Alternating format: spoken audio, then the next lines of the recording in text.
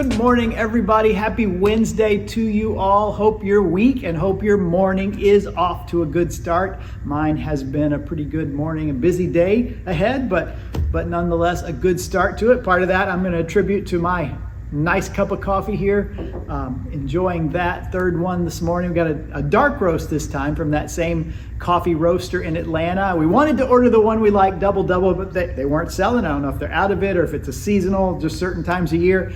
Don't know, couldn't get it, so tried something new. I forget the name of it exactly, but good cup of coffee, nice dark roast cup of coffee here this morning. Appreciate you spending a few minutes of your morning with me. I wanted to do something I do from time to time, and that's hit on a part of my sermon that I left out on Sunday. It really wasn't about, it was about Acts, the sermon was, but the section in my sermon wasn't so much about the Acts chapter 19 passage. By the way, people have asked me before, what do your sermon notes look like?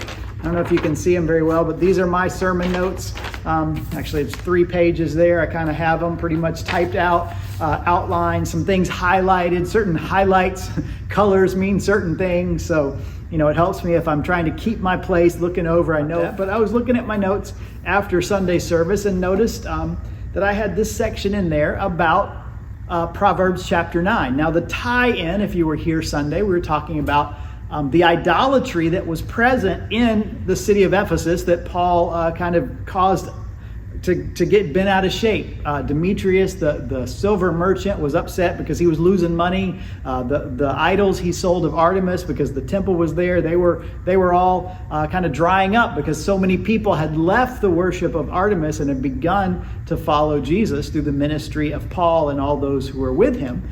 And so it started quite a bit of a riot there in Ephesus. But one of the things I said is ultimately any idolatry we have is at its core it's demonic. It's a temptation, it's a ploy of Satan to pull us away from God. You know, idolatry, just to kind of recap, what is idolatry? I'll turn over to that point in my notes. Idolatry is anything that promises, putting your faith in, following, trying to find in anything besides God, something that will give you security or joy or fulfillment in life. And we looked at several things that could be. Sometimes it's finances. You know, if I have enough in the bank and if I have the security that gives. Sometimes it can be relationships, that if I just have the right partner or the right romantic entanglement, my life will be so much better. Sometimes it's success, it's a job. You know, one thing that I didn't mention, but you could also throw in there is sometimes we idolize certain political philosophies or parties or individuals, that if only this party is in power, if only this person is elected to this office, then I can ultimately be secure and happy and prosperous. Anything like that we place our faith in, that we look to find security, joy, happiness, purpose, meaning in besides God, is an idol. Whether it's carved out of stone or wood, like the Artemis statues were of silver, or whether it's in our mind and heart in the direction of our life. And ultimately, that's all a temptation, a demonic temptation to pull us away from faith in God. And there's this passage in Proverbs chapter 9 that contrasts the offer of God and the offer of the devil in these sorts of things. And I thought it was interesting. It's actually the section of the book of Proverbs where wisdom, we know Proverbs is a wisdom literature book. It's about wisdom and how to live a wise life. But there's a section where wisdom is personified. Like there's this person, this woman who is wisdom. And a 3 chapters use that personification of wisdom to help us understand this is what we should pursue. And in chapter 9, the first few verses, it kind of sets up a contrast. Chapter 9, verse 1. Wisdom has built her house. She has set up its 7 pillars. She has prepared her meat and mixed her wine. She has also set her table.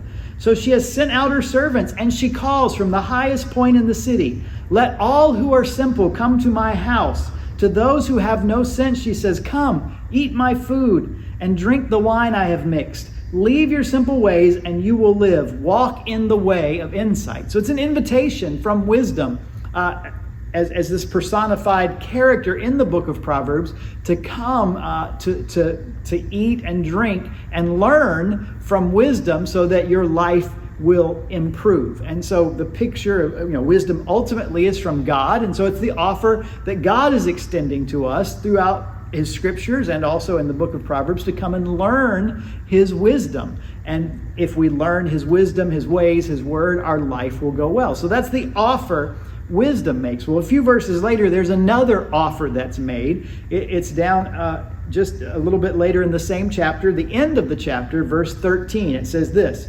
"Folly is an unruly woman. She is simple and knows nothing.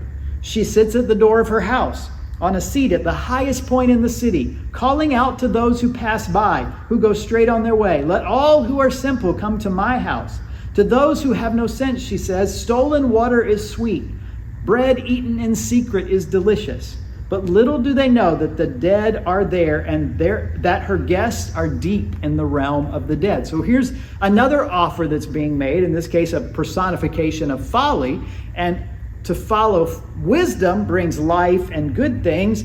To walk in insight and live, to follow folly leads to death. You see the clear contrast. But I want you to notice the interesting parallels in those two offers. I don't know if you picked it up, if you heard it when I read those two sections, but both of them, it says, are at the high point of the city. Both wisdom, she is from the highest point in the city in verse 3, and folly at the same thing, verse 14, seat at the highest point in the city. And the offer is the same. Wisdom's offer is in verse 4, "Let all who are simple come to me." Folly's offer is in verse 16, "Let all who are simple come to my house." So we have them at the same place, making the same offer. But did you notice, while those things are parallel, the great contrast between what they offer? Maybe you didn't pick up on this, but wisdom's offer, what she has set on her table, is meat and mixed wine. Actually, one translation, and maybe a different translation, says wild beasts. The idea is that she's prepared an elaborate cookout with the finest of game and the mixed wine to offer. This would be a banquet. This would be a feast that we would want to come to. But when you get to folly's offer, which many people follow up on and take her up on, she says, you know what her rations are? Bread and water. Bread and water. Now, if I said, hey, here's a choice. You can have steak and a nice drink of wine. No, maybe that's weird to hear from me saying, but we'll just do it there. Or you can have bread and water. Which are you going to pick? It's easy for me. I'm going to take the roasted game over here. I'm not going to go with the bread and water. Bread and water is subsistence rations, prison rations, we might even say, the minimal to get by, as opposed to the things that are over here that wisdom offers. So the contrast there is wisdom offers the fine meal, folly offers the very basic. But did you notice how folly offered it?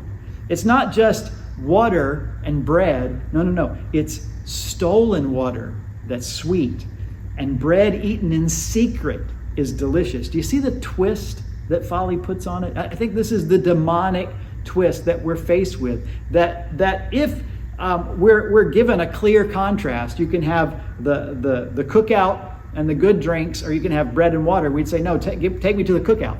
But oh no, see, my bread, no, this isn't just any bread. This is bread eaten in secret. This isn't just any water. This is stolen. It adds a nature of illicitness and secrecy to it. It adds this twist, like, oh, here's something. It's special. It's unique. No, you think you know bread and water, but no, this is a different character. This is stolen water. Which, by the way, stolen water. I guess we have cases of bottled water that, you could go to the store and steal a case. But realistically, where we are, water is abundant. We have certainly water running in our homes, and you can go to a water fountain at just about any public place, or you might see a hose outside of some places, and take a drink out of the hose. We used to do that all the time. Don't do it so much anymore. But water is abundant. But no, something that's everywhere. No, stolen water. It's secret water. It's bread, but it's not just. I like a good piece of bread, a nice fresh baked piece of bread. The smell of the house as the bread's breaking, warm as you melt the butter on it. It's very good, certainly good. But give me that T-bone steak, give me that ribeye, give me that filet mignon any day. over if my choice is hot bread or that, I'm taking the steak. But it's no, this is a secret. There's something just a little forbidden about. There's something a little special about this, that you got to eat it in secret. And I think this contrast that Proverbs sets up, that's what I'm trying to say, is really insightful of the way the enemy approaches us. Yes, God offers. Jesus says, I have come that you may have life and have it abundantly, or to the full. And he tells us in that same passage, the thief, meaning Satan, ultimately the picture he's given, comes only to steal and kill and destroy. Satan wants to offer you bread and water and make you think you're having a feast, when God has the feast set right out over here for us. And so idolatry is like that. There are all these things that draw us because they've got this sense about them. There's something illicit about them. There's something special about it. It's really not. It's just bread and water. Anything besides God is just going to ultimately be bread and water, no matter how special we feel because we're eating it in secret, or how illicit it feels because it's specially acquired, stolen. And so the message that Paul proclaimed in Asia caught on, and I said this a couple of weeks ago, because Paul didn't spend a lot of time tearing down. His sermons and all weren't, oh, Artemis is horrible, you don't want to listen to Artemis. He didn't do those things. He didn't petition Rome to outlaw the temple of Artemis. You know what he did? He just preached the gospel. He said, here's the filet mignon. Here's the steak that is the offer of God through Jesus Christ. You can have it because it's much better than whatever else Artemis is offering you. In this case, bread and water. I think that's a powerful message for us. That's what we have when we talk about the gospel of Jesus Christ. God's offering us this feast. In fact, the feast is the theme all the way at the end. We're invited to the wedding feast of the Lamb, and there in that picture of eternity is this banquet, this celebration that God has prepared for those who listen to his call and aren't deceived by the call of folly or the call of the enemy that says, oh no, this over here will be much more fulfilling. Believe me, it's really cool. Come try this. So those are my things that I left out of the sermon on Sunday, but I thought were interesting and wanted to share them. Listen, I'm going to pick up next week with my first response. We're going to talk about grace next Wednesday when we do Coffee with PC. Talk about grace. That was a question that was sent in on Facebook by Marianne, so that's going to be my topic next week, but I wanted to share this with you. If you have a topic you'd like me to cover or a question you'd like me to try to answer, I'd be happy to do that. You can make a comment on this Facebook post, or if you see it on our webpage, or if you see it on YouTube, just make a comment there and I'll get those, and I'll try to work in a future Coffee with PC, that topic that you're interested in. Well, I'm going to get back to the rest of my day. I got to run up to Miami with Denise, got to get ready for class tonight. Our last book of the Hebrew Bible, we're going to cover. Almost done with our journey through the Hebrew Bible tonight at 6. Going to finish that up. I hope you have a great Wednesday. Thanks for spending these few minutes with me. We'll touch base again later.